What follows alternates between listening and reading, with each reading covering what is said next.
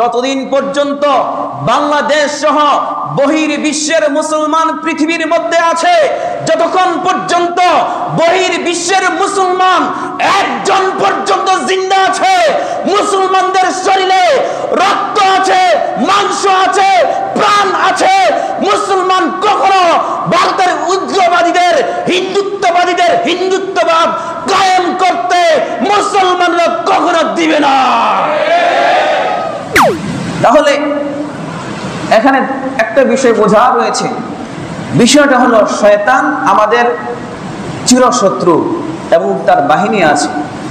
বাহিনী বলা আছে দুইটা বাহিনী, একটা হচ্ছে অশ্বারোহী বাহিনী আর একটা পদাতিক বাহিনী। এবার আসুন জানি, এই আয়াতের মধ্যে স্পষ্ট বলা হয়নি শয়তানের বাহিনী কারা, শয়তানের বাহিনী কে। হযরত ইবনে আব্বাস রাদিয়াল্লাহু তাআলা আনহু, যিনি কোরআনের তাফসীরের মধ্যে তাফসীরবিদদের মধ্যে অন্যতম স্বীকৃতি প্রাপ্ত একজন তাফসীর বিশারদ, তিনি ইবনে আব্বাস রাদিয়াল্লাহু তাআলা আনহু তিনি বলেন, শয়তানের বাহিনী কারা? শয়তানের বাহিনী হচ্ছে তারা যারা ইসলামের বিরুদ্ধে, যারা মুসলমানের বিরুদ্ধে লড়াই করে, চক্রান্ত করে, যারা ইসলাম মুসলমানের বিরুদ্ধে লড়াই করে চক্রান্ত করে, তারা হচ্ছে শয়তানের বাহিনী।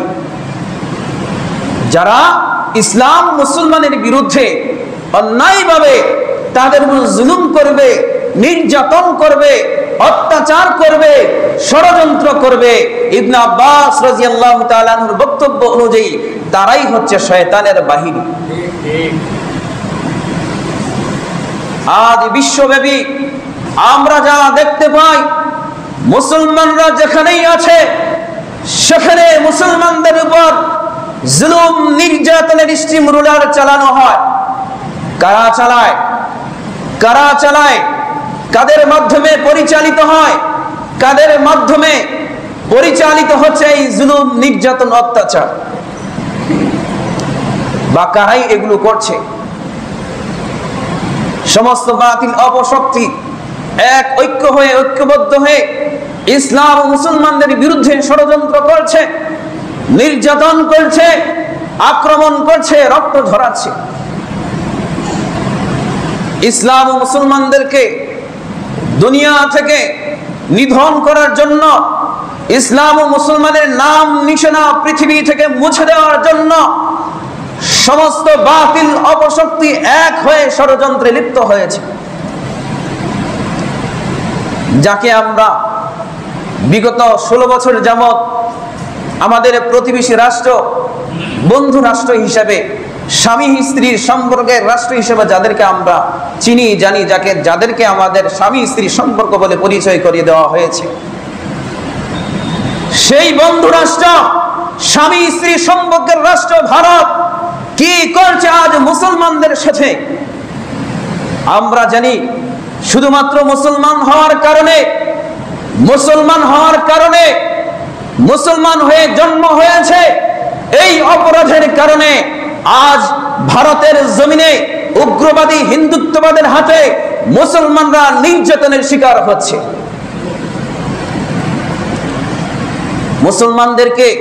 মুসলমানদের শরীরের মধ্যে হোলি রং ছিটানোর কারণে তাকে রক্তাক্ত করা হয়, তাহাকে আহত করা হয়। মুসলমানরা গরু জবাই করার কারণে মুসলমানদেরকে হত্যা করা হয়।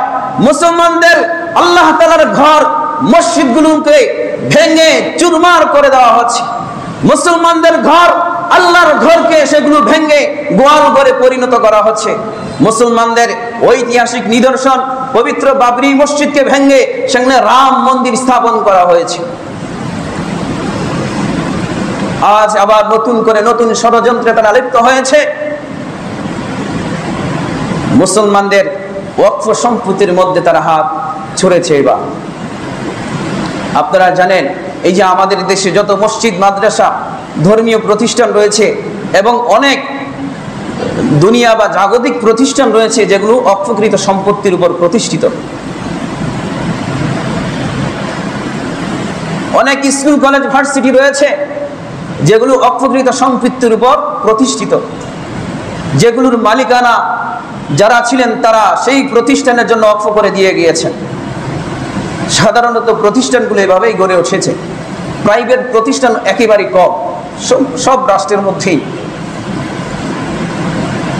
এখন ভারতের মধ্যে 8 লাখের বেশি এরকমভাবে অক্ষ সম্পত্তি রয়েছে। এখন তারা সংশোধনী আইন করে এই অক্ষ সম্পত্তির মধ্যে তারা হাত দিয়েছে। এগুলো সরকারি করার উগ্রবাদী হিন্দুরা পায়ে তারা চালাচ্ছে। ইতিমধ্যে একটি মাদ্রাসাকে তারা বন্ধ করে দিয়েছে, ভেঙে ফেলেছে। তারা চাচ্ছে ভারতের জমিনের মধ্যে মুসলমানদের কোনো নাম নিশানা থাকবে না। ভারতের জমিনের মধ্যে আল্লাহ তাআলাকে ডাকবে এমন কোন একজন মুসলমান থাকবে না। আল্লাহ তাআলার কোনো ঘর থাকবে না, দ্বীনি কোনো প্রতিষ্ঠান মাদ্রাসা থাকবে না, দ্বীনি কোনো প্রতিষ্ঠান থাকবে না। এই লক্ষ্যে ভারতের মধ্যে যত মুসলমানদের অকৃত সম্পত্তি রয়েছে এগুলোকে তারা ষড়যন্ত্র করে ধ্বংস করার পায়ে তারা চালাচ্ছে। তাদের এই আশা কোনোদিন পূরণ হবে না যতদিন পর্যন্ত বাংলাদেশ সহ বহির্বিশ্বের মুসলমান পৃথিবীর মধ্যে আছে। যতক্ষণ পর্যন্ত বহির্বিশ্বের মুসলমান একজন পর্যন্ত জিন্দা আছে, মুসলমানদের শরীরে রক্ত আছে, মাংস আছে, প্রাণ আছে, মুসলমান কখনো ভারতের উগ্রবাদীদের হিন্দুত্ববাদীদের হিন্দুত্ববাদ কায়েম করতে মুসলমানরা কখনো দিবে না।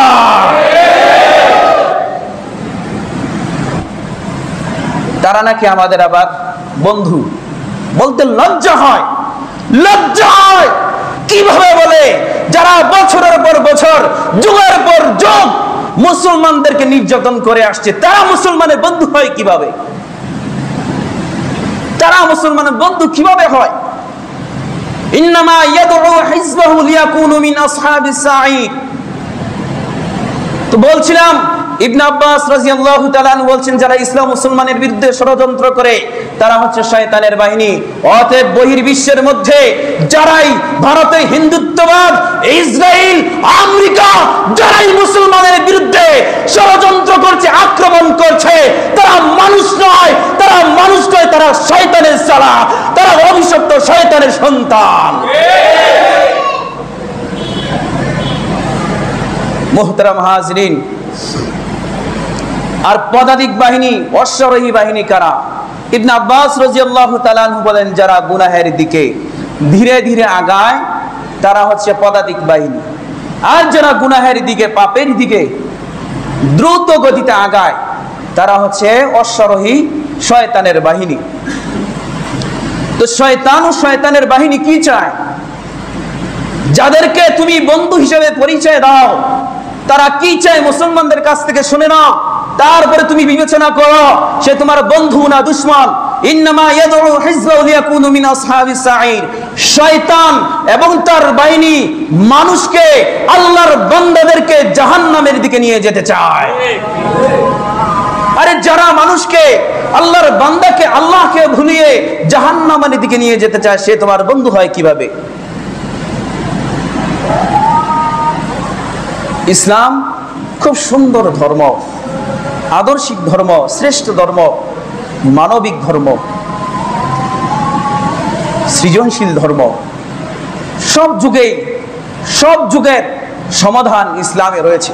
সৃজনশীল ধর্ম বলতে আবার এটা বুঝবো না যে সৃজন আসবে, ধর্ম পরিবর্তন হবে। একদম দুনিয়ার আদি থেকে নিয়ে কিয়ামত পর্যন্ত যেই সমাজ আসবে সেই সমাজের ব্যবস্থাপনা ইসলাম দিয়েছে, ইসলামের মধ্যে রয়েছে।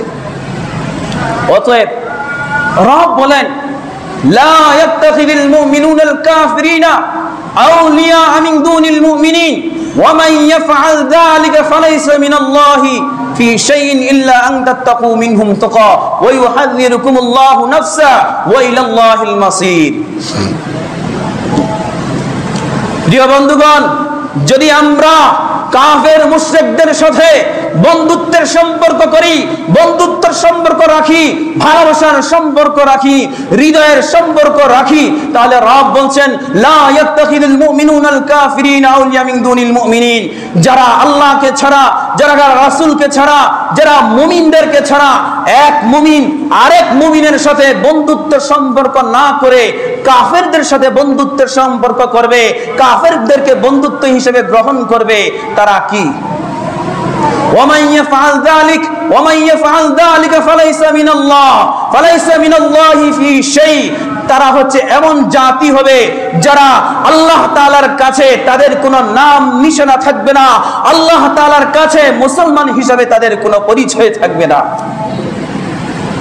আরে তুমি মুসলমান, মুসলমানের সাথে তোমার সম্পর্ক হয় না, মুসলমানের জন্য তোমার দরদ হয় না, মুসলমানের জন্য তোমার দিল ব্যথিত হয় না, তোমার ব্যথিত হয় ইসরায়েলের জন্য, তোমার ব্যথিত হয় অন্তর এই মার্কিনীদের জন্য, তোমার ব্যথিত হয় ভারতের উগ্রবাদীদের জন্য। তুমি তাদেরকে বন্ধু হিসেবে গ্রহণ করতে চাও। রব তো বলে এই যে বহির্বিশ্বে মুসলমানরা নির্যাতিত হচ্ছে তাদেরকে তোমার বন্ধু মনে হয় না, যাদেরকে বন্ধু মনে হয় তারা প্রত্যেকেই কাফের মুশরিক সম্প্রদায়, ইহুদি নাসারা সম্প্রদায়, তাদের সাথে তোমার বন্ধুত্ব সম্পর্ক রয়েছে মুমিনদেরকে বাদ দিয়ে। তাহলে শুনে রাখো, বুঝে রাখো, তুমিও তাদের মতো কাফের মুশরিক হিসেবে আল্লাহ তাআলার কাছে পরিগণিত হবে।